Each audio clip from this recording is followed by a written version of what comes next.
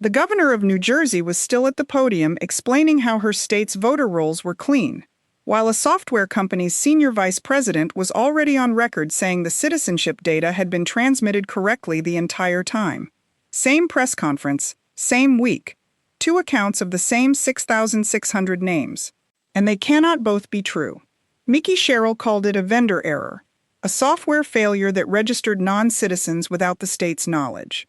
Idemia called it something else entirely. They said every one of those 6,600 applicants answered no to the citizenship question.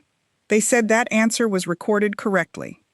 They said it was transmitted to the New Jersey Division of Elections, which means someone inside the state's own election administration received a file showing 6,600 non-citizens and registered them anyway.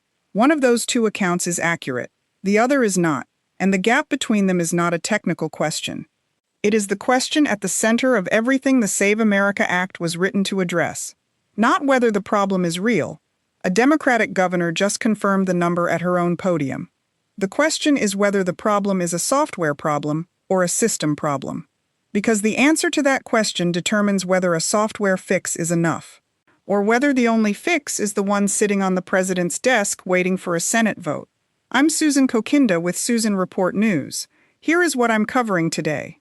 Governor Mikie Sherrill of New Jersey stood in front of cameras on a Monday in July 2026 and announced the following. Approximately 6,600 non-citizens had been registered to vote in her state. The registrations had occurred through a software error in New Jersey's motor vehicle system, she said, running from June 2023 to June 2024, a 13-month window during which the system registered people it should have flagged. A preliminary state review found that approximately 400 of those individuals had cast ballots in at least one election during that period. She was careful about the framing. The word she used most was error, a technical error, a software failure. Not a systemic breakdown, not a deliberate act, not a failure of the people running New Jersey's elections. A vendor problem, a technology problem, something that happened to her state rather than something her state's administration did. The governor named the technology vendor, a company called Idemia, which provides identity verification and document services to government agencies across the country. She said the system failed to flag non-citizen applicants correctly, resulting in their registration. She said the state was conducting a full audit. She said the Justice Department had been notified. She said steps were being taken to ensure it would not happen again. It was a careful statement, designed to contain the damage. The framing, software error, vendor failure, not our fault, is the framing that minimizes political exposure. Acknowledge the number, assign the blame externally, describe the corrective actions already underway. What she did not anticipate was what happened next. Idemia did not accept the framing. The company's senior vice president, Lisa Shoemaker, issued a public statement that directly contradicted the governor's account of how the registrations occurred. According to Idemia, all 6,600 applicants had been asked the citizenship question at the point of their motor vehicle transaction. All 6,600 answered no, they are not United States citizens. The system, the company said, recorded those answers correctly. The citizenship data was available to the New Jersey Motor Vehicle Commission and was transmitted to the state's Division of Elections. Read that again carefully. The governor said the software failed to flag non-citizens.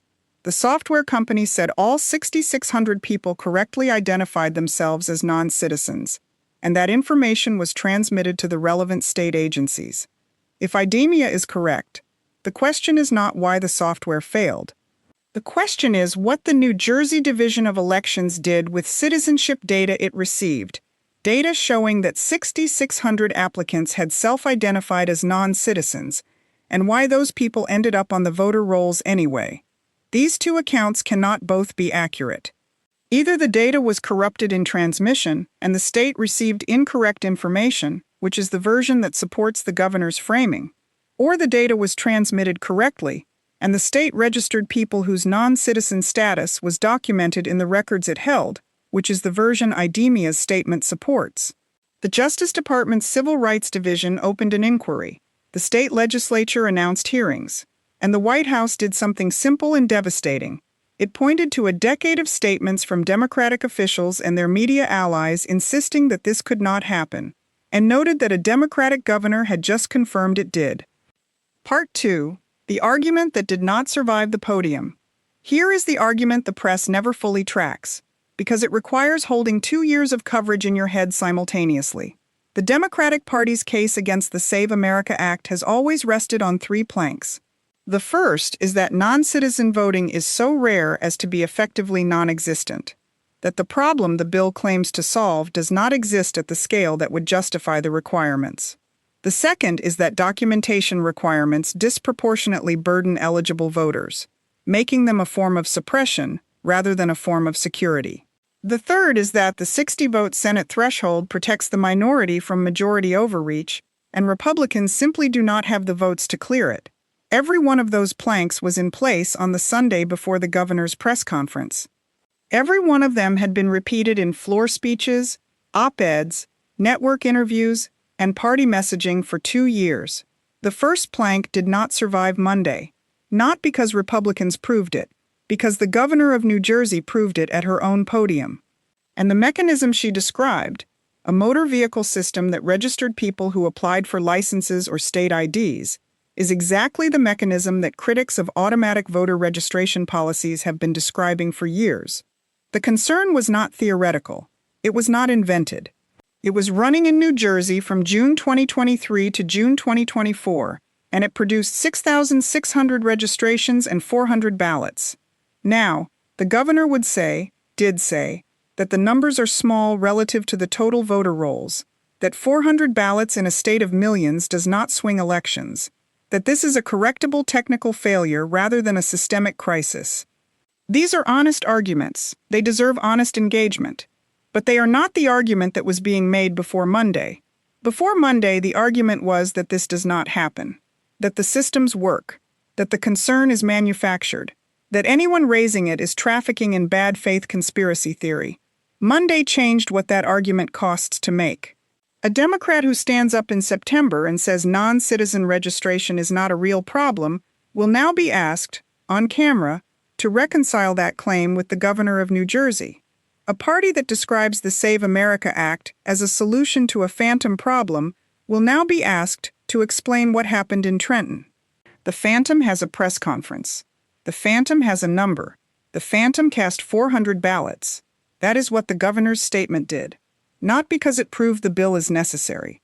That is a separate argument with real complexity. But because it made the no-problem argument unavailable. And an argument that is unavailable is not an argument. It is a liability. Part 3. What Idemia's statement actually changed. The difference between the governor's account and Idemia's account matters for a reason that goes beyond the immediate scandal. If the governor is correct, if the software failed and incorrectly registered people whose non-citizen status was not transmitted to the relevant agencies, then the fix is a software fix. Audit the vendor, correct the data, improve the system. The implication is that better technology prevents the problem, which is an argument against the Save America Act, not for it. The problem is a technical failure, and technical failures are corrected by better technology, not by documentary proof requirements at registration. If Idemia is correct, if the citizenship data was transmitted accurately, and the state agencies received it and registered people anyway, then the fix is not a software fix. It is an accountability fix. The data was in the system. Someone processed it. Someone registered 6,600 people whose own answers to the citizenship question said they were not citizens, and that process happened inside the same election administration infrastructure that is now being asked to handle the 2026 midterms and the 2028 presidential election.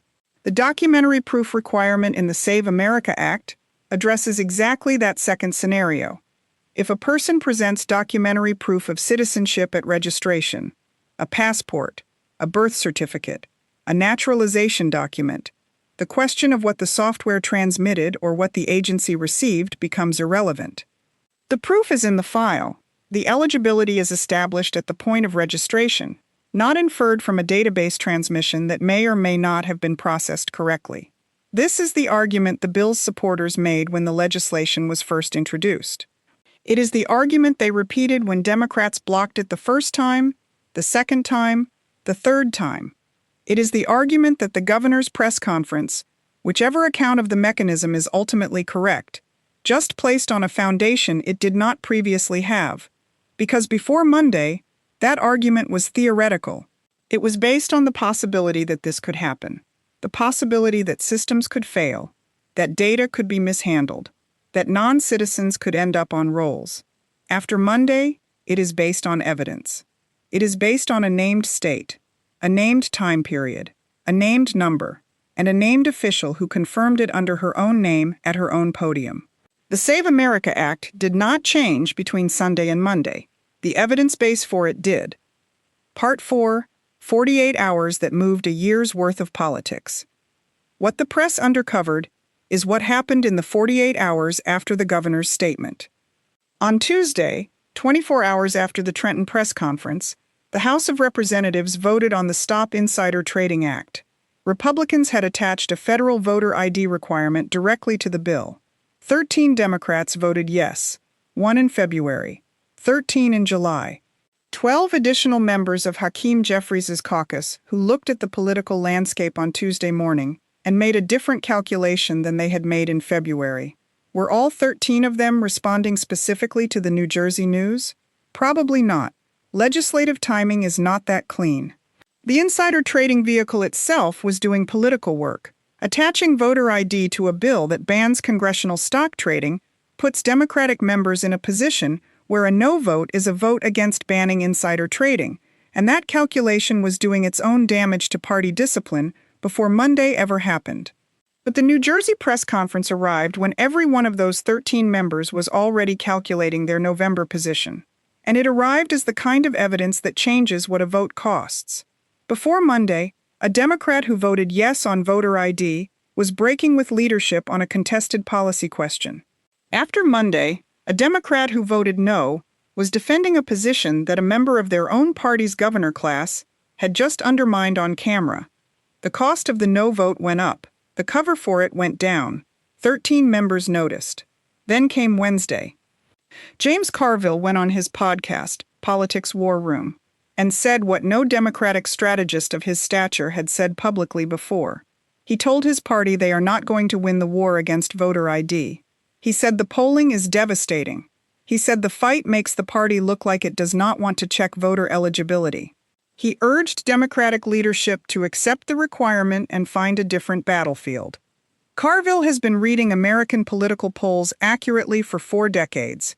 He has been wrong before, but he does not make public statements urging his party to surrender on major issues without numbers in front of him that he believes are definitive. The numbers he was looking at: 82% support in national polling for citizenship verification, 76% among black voters, more than 70% of Democratic voters supporting photo ID requirements, did not change between Sunday and Wednesday. What changed is that the New Jersey story gave those numbers a visual anchor. An 82-15 poll is an abstraction.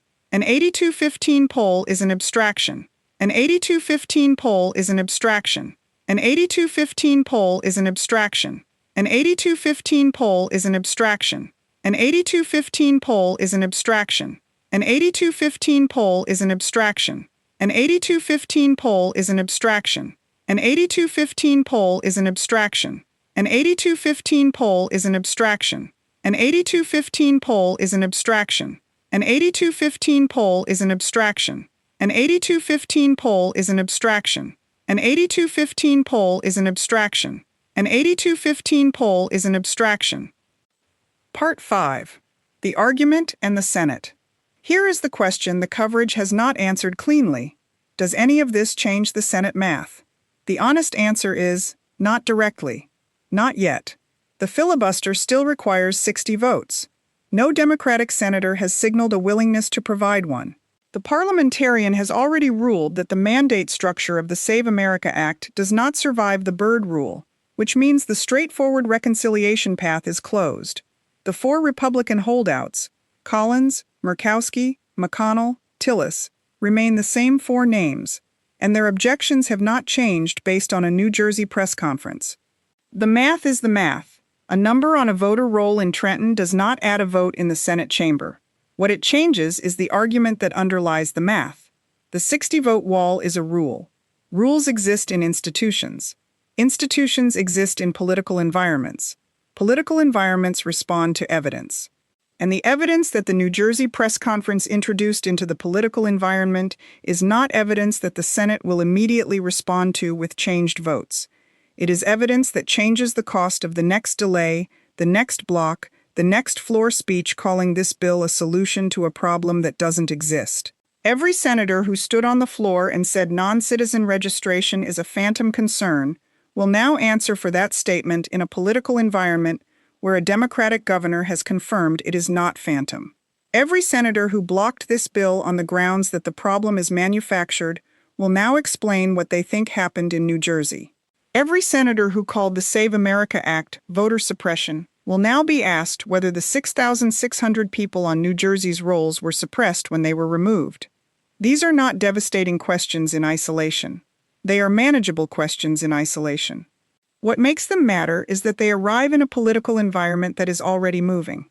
13 defections, Carville's public surrender, an 82-15 polling consensus, and a bill that has a documented Senate majority in the official record as of vote number 151, June 5, 2026, 11:39 p.m. The New Jersey story does not close the gap between 50 votes and 60. But it closes the gap between 50 votes and the political conditions under which the Republican majority decides to use the tools available to it, rather than wait for a 60-vote consensus that will never arrive. The wall has not fallen, but here is what has changed. The people defending it can no longer say the problem it was built to block does not exist. They can argue about scale, they can argue about mechanism, they can argue about whether 400 ballots in a state of millions constitutes a crisis warranting federal legislation. Those are honest arguments with real content. But they cannot say the problem is phantom. Not anymore. The governor of New Jersey took that argument away. She did not mean to, but she did. Part 6. What the overnight means. The question in the title of this video is whether the Save America Act won the argument overnight. The precise answer is no. Arguments in legislative fights do not resolve overnight. The Senate will not convene in September with 60 votes for this bill because of a press conference in Trenton. The opposition has not collapsed. The procedural obstacles are real. The timeline is compressed. None of that changed on Monday. But here is what winning the argument actually means in a legislative context. It does not mean the other side agrees. It means the other side can no longer make their strongest argument. It means the cost of their position has changed. It means the political environment in which the next vote is cast is different from the political environment in which the last one was cast. By that measure, something did happen overnight. Not a Senate vote, not a filibuster breaking, not a presidential signature. But the best argument against this bill, the argument that the problem does not exist, was taken off the table by the person least expected to take it off. A Democratic governor at her own podium, with her own name, confirming her own state's number. The decade-long argument that non-citizen registration is a conspiracy theory ended in Trenton on a Monday in July. The press called it a software error story. The governor called it a vendor accountability story. The White House called it confirmation of what Republicans have been saying for years. All three framings are incomplete. The complete framing is simpler. The Save America Act was written to prevent exactly what happened in New Jersey. The people who blocked it said the problem it was written to prevent does not exist. A Democratic governor confirmed the problem exists, named the number, named the state, and named the period. The software companies she blamed said the citizenship data was transmitted correctly, which means the problem may be larger and more systemic than a software fix will address. The argument is not over. But it is different now than it was on Sunday, and different arguments produce different votes. Not immediately, not cleanly, but over time in the direction the evidence points. That is what overnight means in a legislative fight. Not a resolution, a shift, and shifts compound. I'm Susan Kokinda with Susan Report News. If you want to be here when the September reconciliation vote arrives, and it is coming, subscribe now and turn on notifications. Drop a comment. Does New Jersey change how you think about the Save America Act? Tell me what you think. I read every one. The next video covers what the Senate parliamentarian will actually look for when she reviews the grant structure Republicans drafted in August. and why the Byrd rule ruling determines whether 50 votes is enough.